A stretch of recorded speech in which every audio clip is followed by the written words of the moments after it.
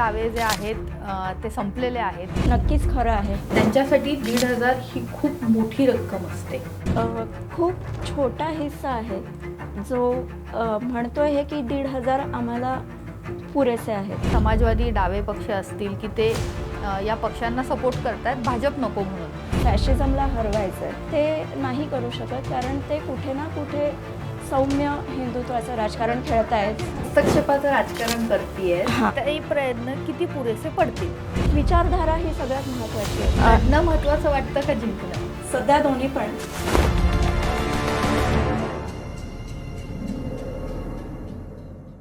राजकारणामध्ये विचारधारा पूर्ण संपत चाललेल्या आहेत. राजकारण आणि विचारधारा याचा काहीही संबंध नाही. कोणीही कोणत्याही पक्षात जातंय, तिकीट मिळवण्यासाठी धडपडतंय, हे आपण अगदी परवापर्यंत अनुभवलंय. मात्र अशा सगळ्या वातावरणामध्ये डाव्या चळवळीमधून आलेली एक इंजिनियर मुलगी निवडणुकीच्या रिंगणामध्ये उतरलेली आहे.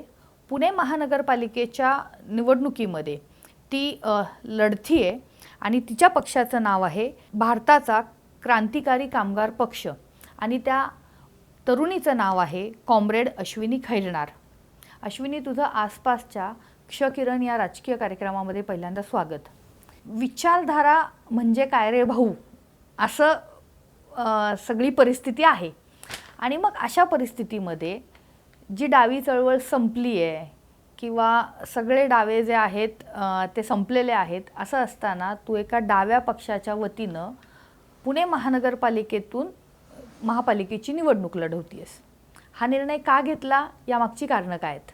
डाव्या पक्षांचं राजकारण पूर्णतः संपलेलं आहे हे नक्कीच खरं आहे. म्हणजे पुण्यात गेल्या अनेक वर्षापासून बघितल्यास फक्त काही कारणांपुरता छोटी मोठी आंदोलन करत राहणं, विरोध करत राहणं एवढंच बाकी डाव्या पक्षांचं राजकारण उरलेलं आहे.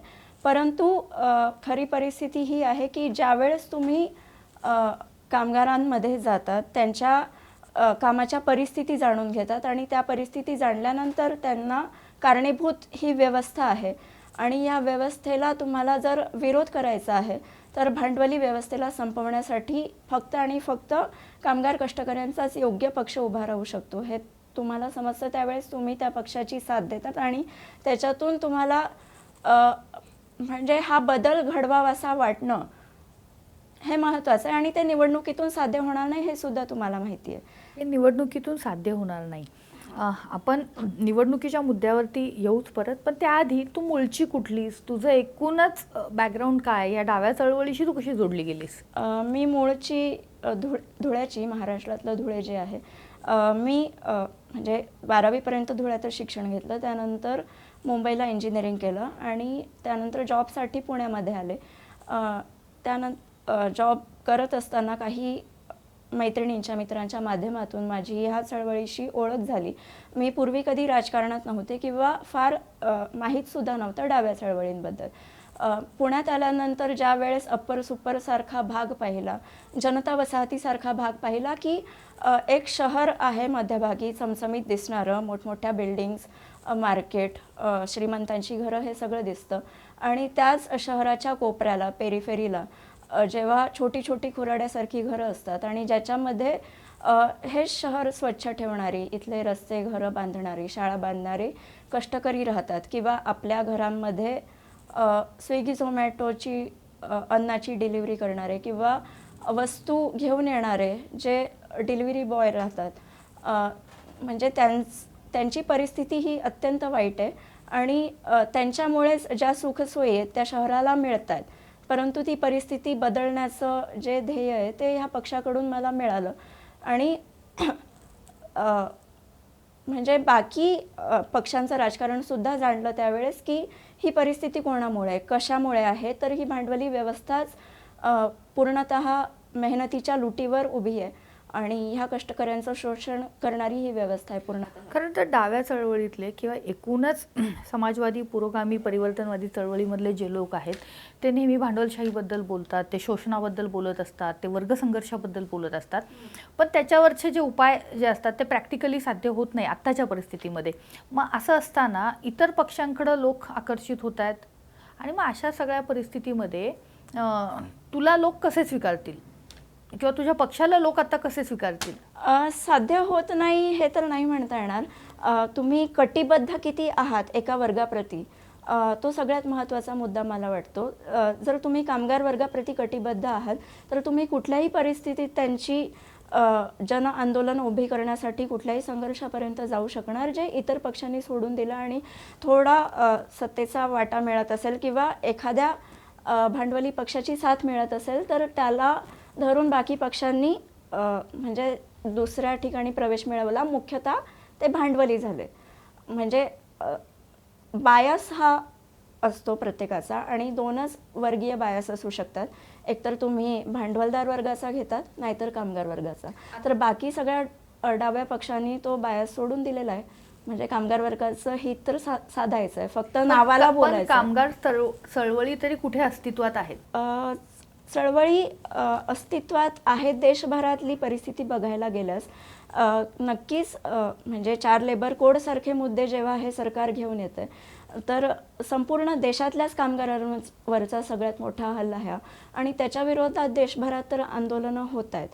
नक्कीच बाकीचे फक्त नावाला त्याचा विरोध करण्याचं काम करत आहे, पण त्यासाठी जो आज संप म्हणजे सार्वत्रिक संप होण्याची गरज आहे त्याचा कॉल तर RWPI सारखा पक्षच देतोय देशभरात, बाकीचे देत नाही आहेत. पण या सगळ्या परिस्थितीमध्ये आत्ता जर पाहिलं तर ह्या निवडणुकांचा माहोल सुरू होण्यापासून म्हणजे निवडणुका जाहीर होण्याच्या आधी कित्येकपासून अनेक जे सगळे इच्छुक असतात किंवा जे उमेदवार आहेत त्यांची तयारी ही वेगवेगळ्या पद्धतीनं चालू आहे. मग जे मतदार आहेत त्यांना वेगवेगळ्या ठिकाणी ट्रिपला घेऊन झालं, त्यांच्यासाठी पैठणीसारखे खेळ झाले, अगदी 4 व्हीलरपासून ते मिक्सरपर्यंत बक्षिसांचं वाटप झालेलं आहे, हळदी कुंकवाचे कार्यक्रम झालेले आहेत, अनेक आमिष, प्रलोभनं, बिर्याणीच्या पार्ट्या, दारूच्या पार्ट्या, दररोजचे सभा मोर्चे, यासाठीची हजेरी, अशा सगळ्या गोष्टी घडत असताना तुझा प्रचार जो आहे तो कशा पद्धतीनं सुरू आहे? सुरुवातीला जे तुम्ही म्हटलं की ही सर्व परिस्थिती असताना एक उमेदवार म्हणून निवडणुकीकडे कसं बघणार, तर त्याच्यावर मला हे बोलायचं आहे की मुख्यतः पक्ष म्हणून निवडणुकीत सहभागी होत आहोत आम्ही. आजचं हे भांडवली राजकारणच असं आहे जे तुम्हाला व्यक्तिकेंद्री म्हणजे तुम्ही व्यक्ती म्हणून निवडणूक लढवा आणि तुम्ही काहीतरी मसीहा बनून जा लोकांचा, त्या पद्धतीने निवडणूक लढवायला भाग पाडतं. आणि मग तुम्ही व्यक्तिकेंद्री आहात तर लोकांना प्रलोभनं द्या, लालूच द्या, खैरात द्या आणि त्याच्या आधारावर लोक तुम्हाला निवडून देतील. ही अपेक्षा हे सवय करून ठेवली आहे इतर पक्षांनी लोकांना. पण ह्या परिस्थितीत प्रचार करत असताना त्यांचीच कारणं उघड पाडणं जनतेसमोर हा भाग महत्त्वाचा ठरतो की जर 1,500 जनता स्वीकारते का हे मुद्दे तुझे मांडतेस, कदाचित ते ऐकून घेत असतील किंवा हे त्यांच्या समजण्याच्या पलीकडे त्यांच्या ज्या रोजच्या गरजा आहेत त्या गरजांपुढे तू जे हे मांडतीयस ते त्यांच्या समजण्याच्या पलीकडेही असेल. अशा वेळेस काय नेमकी भावना असते? आपण की सगळं एका खूप मोठ्या शक्ती आहेत समोर की ज्या भांडवली आहेत, ज्या पैशानं मजबूत आहेत, ज्यांच्याकडे धर्मासारखं एक हत्यार आहे, ते खूप सोपं आहे, अगदी सहज त्याच्यावरनं ते सगळं करू शकतात. अशा वेळेस आपण जी तत्व, जी विचारधारा म्हणून या पक्षाकडून निवडणूक लढतोय आणि ही आव्हानं असतात, तर त्याच्याकडे कसं सामना करणार? जनतेमध्ये जाताना म्हणजे एकतर पहिली गोष्ट तुम्ही फक्त निवडणुकीपुरता जात नाही आहेत, तुम्ही सतत जनतेच्या दैनंदिन संघर्षांमध्ये अस्तित्वात आहात. जनतेचं राजकीय प्रशिक्षण करणं हा तुमच्या राजकारणाचा मुख्य भाग आहे. तर त्यावेळेस फक्त तुम्ही निवडणुकीच्या पूर्वीसुद्धा जात आहेत. सरकारने धर्माचं राजकारण कसं खेळलेलं आहे, जातीचं राजकारण कसं खेळलेलं आहे, महिलाविरोधी अत्याचार किती प्रमाणात वाढलेले आहेत याची जाणीव तुम्ही सतत जनतेला करून देत आहात. कामगार विरोधी धोरणं कशा प्रकारे आणतंय सरकार याची जाणीव तुम्ही करून देत आहात. तर जनता ऑलरेडी एक राजकीय प्रशिक्षणातून तिथपर्यंत नक्कीच पोहोचली आहे. नक्कीच सगळी प्रभागातली संपूर्ण जनता नाही, परंतु जनतेचा एक विशिष्ट भाग तिथपर्यंत पोहोचली आहे की आज हे सर्व ह्या भांडवली पक्षांच्या आणि मूळतः फॅशिस्ट भाजपच्या राजकारणामुळे आजची ही स्थिती आलेली आहे आणि त्यांनी दिलेली आश्वासनं नाही पूर्ण झालेली. तर त्यावेळेस जनताही हे बघते की कोण आपल्यासाठी काय काय देतंय. ते दारू बिर्याणीच्या पार्ट्या असू द्या, पैठण्या असू द्या, कोकणच्या ट्रिपा असू द्या, मिळत नाही आहे ते घेण्याचा प्रयत्न नक्कीच आहे. परंतु यांनीच महागाईसुद्धा तेवढीच वाढवून ठेवलेली. एकीकडून रोजगार संपवून तर म्हणजे मजुरीसुद्धा कमी करून ठेवली आहे आणि महागाई वाढवून जर आपल्या खिशातला 1-1 रुपया काढून घेतला आहे तर 1,500 मिळतोय तो काहीच नाही आहे. हे जेव्हा जनता जाणते तेव्हा नक्कीच त्यांना पण हे जनतेला तेच आहे ना, लाडकी बहीण विधानसभेला लाडकी बहीण ही जी योजना आली आणि 1,500 रुपये आले, तर महिला त्यात खुश आहेत ना की मला 1,500 रुपये मिळत आहेत. शहरातल्या कष्टकरी वर्ग जो असेल, एका घरात 2 महिला असतील, 3 महिला असतील, तर महिन्याचे 4,000 5,000 असे जेव्हा येतात तेव्हा त्यांचं म्हणणं असतं की आमचं घर चालतंय याच्यावरती. त्यांच्यासाठी 1,500 ही खूप मोठी रक्कम असते. मग त्यांना कसं पटवून देताय तुम्ही हे? आणि तुम्ही जे पटवून देताय ते त्यांना पटतंय का? खूप छोटा हिस्सा आहे जो म्हणतोय हे की 1,500 आम्हाला पुरेसे आहेत किंवा याच्यावर आम्ही खुश आहोत. याच्यातला मुख्य भाग तर मला वाटतं हा समजला पाहिजे की जाहिरातीवर प्रचंड खर्च झाला. लाडकी बहीण जी योजना आली तिच्या जाहिरातीवर प्रचंड खर्च झाला. ती प्रत्यक्षात जमिनीवर किती लोकांना मिळाली तर निम्मे लोकसंख्येला ती मिळाली आतापर्यंत आणि बाकीच्यांना आम्हाला का मिळाली नाही याच्याच धडपडीत ते राहिले आणि त्यामुळे भाजपचा द्वेष करत राहिले किंवा राष्ट्रवादीचा अजित पवार गटाचा द्वेष करत राहिले की योजना आणली परंतु ती आमच्यापर्यंत नाही पोहोचली. आणि ज्या वेळेस तुम्ही सांगताय खरोखर एकूण गणितं करून सांगताय की तुम्ही ज्या ठिकाणी घरकामाला जातायत किंवा जे कोण बिगारी काम करताय 8 ते 10,000 घरात पगार येतोय आणि त्या याच्यात 1,500 मिळत आहे, पण जाणारा खर्च किती आहे? घरभाडं, राशन पाणी, लाईट बिल झालं, सिलेंडरचे भाव एवढे जास्त महागलेत, शिक्षण घ्यायचं मुलांना शाळेमध्ये तर आज मनपाच्या शाळांची स्थिती अतिशय पण वाईट मला आहे. एक सांग, आता या परिस्थितीमध्ये म्हणजे लोकसभेला असेल किंवा विधानसभेला असेल की भाजपला रोखण्यासाठी, धर्मांध जो पक्ष आहे त्याला रोखण्यासाठी इथे इंडिया आघाडी, महाविकास आघाडी अशा ह्या 2 आघाड्या झाल्या. स्थानिक स्वराज्य संस्थांमध्ये आपल्याला परिस्थिती वेगळी दिसतेय. वेगवेगळे लढत आहेत, काही ठिकाणी एकत्र लढत आहेत, काही ठिकाणी आणखी नको त्या अनैसर्गिक युत्या आघाड्या झालेल्या आहेत.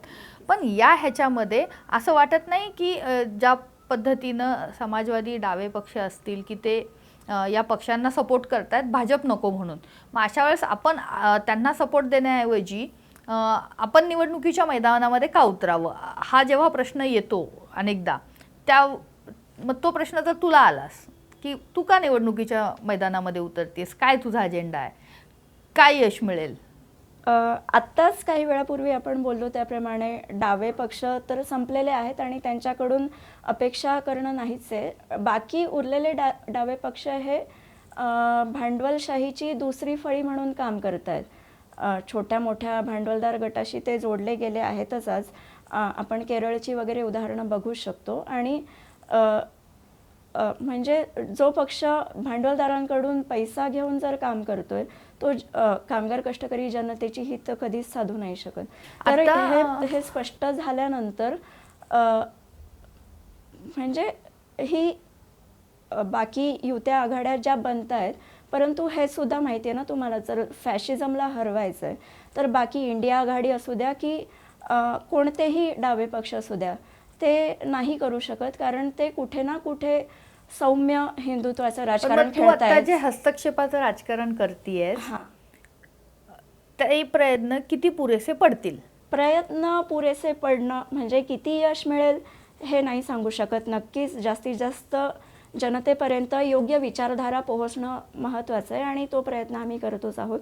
परंतु विचारधारा ही सगळ्यात महत्त्वाची असते. आज बाकी कितीही युत्या आघाड्या असू द्या, भाजप एक हिंदुत्वाची विचारधारा घेऊन राजकारण करतंय आणि त्या आधारावर इतर पक्षांमध्ये फोडाफोडी करण्याचं काम करतंय. परंतु ही हिंदुत्वाची विचारधारा सामान्य कष्टकरी जनतेसाठी अजिबात सोयीची नाही आहे. कोणी हिंदुत्वाची विचारधारा ते रुजवत जरी असलं तरी आज हिंदूंमध्ये जॉब म्हणजे भाजपची स्थिती काय, तर भाजप किती हिंदुत्व करत असलं तरी रोजगार ते सर्वांना पुरवू शकत नाहीये, दुसरा प्रश्न महागाई म्हणजे, त्याच्यासाठी कमी करू शकत नाहीये. एका उमेदवाराला निवडणुकीचा खर्च काय येतोय हे सांगू शकशील? आत्ता जे सगळं पाहतीयस तर तो खर्च कितीच्या घरात जातोय? म्हणजे हे तर सगळीकडे तुम्ही इन्स्टा रील्स वगैरे बघणार, ठिकठिकाणी हे सहज ऐकायला मिळतंय की आज साधं महानगरपालिकेच्या निवडणुकीला उभं राहायचंय तर पैसा म्हणजे वाहता ठेवायचा आहे तुम्हाला, 5 ते 10 करोड असले हातात तरच तुम्ही निवडणूक लढवा, हे इतकं स्पष्ट आहे. पण आमचं त्याच्यावर म्हणणं हे आहे की तुम्ही सामान्य वर्गातून येणारा उमेदवार जर उभाच करू शकता येणार नाही अशी लोकशाहीची परिस्थिती करून ठेवली आहे, तर मुख्यतः त्या परिस्थितीला विरोध करणं आज तुम्ही करणार ना. नक्कीच फॉर्म भरण्यापुरता जर तुम्हाला एका महिला म्हणून तुम्ही जर फॉर्म भरता आहात निवडणुकीचा, तर 2,500 एवढ्या ह्या म्हणजे 2,500 रुपयावर तुम्ही तो फॉर्म भरू शकता, निवडणूक लढवू शकताय आणि बाकी 1 रुपयाचं पत्रक तुम्हाला प्रभागातल्या घराघरात पोहोचवायचं आहे. तर जर 40 ते 45,000 मतदार असतील तर त्या घराघरात पोहोचवण्यासाठी तुम्हाला तेवढा खर्च येईल. एकूण रॅलीज काढण्यासाठी किंवा रिक्षा फिरवायची हा सगळा खर्च धरून 70 ते 80,000 किंवा 1 लाखापर्यंतचा हा खर्च जाईल समजून घ्या. परंतु ज्या वेळेस आम्ही हा प्रचार चालवतोय, प्रत्येक अभियानात प्रत्येक रॅलीमध्ये जाऊन सहयोगाचा डबा सोबत ठेवतोय आणि आमचं राजकारण मांडतोय, त्यावेळेस हे सुद्धा मांडतोय की आज कुठलाही पक्ष तुमच्यासाठी हे काम करू शकणार नाही, कारण तो निधीच म्हणजे भाजपचं आपण उदाहरण घेतलं तर 6,000 कोटी फक्त एकट्या भाजपला मोठमोठ्या भांडवलदारांकडून मिळालेत गेल्या 10 वर्षात. तर हा पैसा त्यांच्याकडून येतोय, ते तुमचे कामं नाहीच करणार. जर आपलं कामगारवर्गीय राजकारण उभं करायचं आहे तर ते तुमच्या आमच्याच कष्टाच्या कमाईतून चालतील. आणि खोटं नाही सांगत, म्हणजे भारताचा क्रांतिकारी कामगार पक्षाने आजपर्यंत संपूर्ण काम जनतेच्या सहभागावर आणि सहयोगावर चालू ठेवलेलं आहे. त्याचं उदाहरण द्यायचं झालं तर भगतसिंग जन अधिकार यात्रा ही लोकसभेच्या पूर्वी एकूण 12 राज्यातून काढली होती, ज्याचं नेतृत्व RWPI ने केलं. मी आता तुला विचारते, जेव्हा कार्यकर्ते घेऊन रोज फिरायचं असतं त्यावेळेस त्यांचाही खर्च, तो प्रचार कसा चालतो? कारण पूर्वी कार्यकर्ते हे भेळभत्त्यावरती काम करत होते. आत्ता इतर पक्षातल्या कार्यकर्त्यांची जर आपण हे पाहिली की त्यांना सगळं लॅविश लागतं, मग तुझ्यासोबत जे कार्यकर्ते फिरतायत तर ते कसं जुळवतेस सगळं या माहोलामध्ये? हे कसं जुळवतेस? लोकांना त्यामध्ये इंटरेस्ट आहे, तू ते कसं करतेस? पक्षाचे स्वयंसेवक आहेत जे मुख्यतः पक्षाची विचारधारा जाणून पक्षासोबत जोडले गेले आहेत आणि ते कोणी जॉब करत असताना यासाठी वेळ काढतंय, कोणी शिक्षण घेत असताना यासाठी वेळ काढतंय.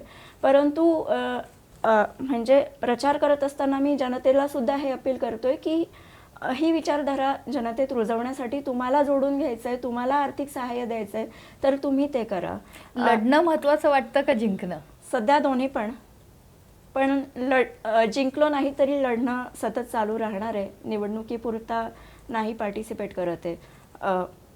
जे मुख्य ध्येय आहे ते कामगार कष्टकऱ्यांचं राज्य आणायचं आहे, तर त्यासाठी निवडणुका हे फक्त छोटंसं माध्यम आहे, परंतु अगदी खरं आहे की जेव्हा विचारधारा संपलेली आहे असं म्हटलं जातं तेव्हा डाव्या चळवळीमधून एका पक्षाची विचारधारा घेऊन एक तरुणी निवडणुकीच्या ह्या मैदानामध्ये उतरते. निवडणुका ज्या आहेत त्या पूर्णतः कॉर्पोरेट झालेल्या असताना ती तरुणी लोकांच्या सहभागातून ही निवडणूक लढवण्याचा प्रयत्न करते.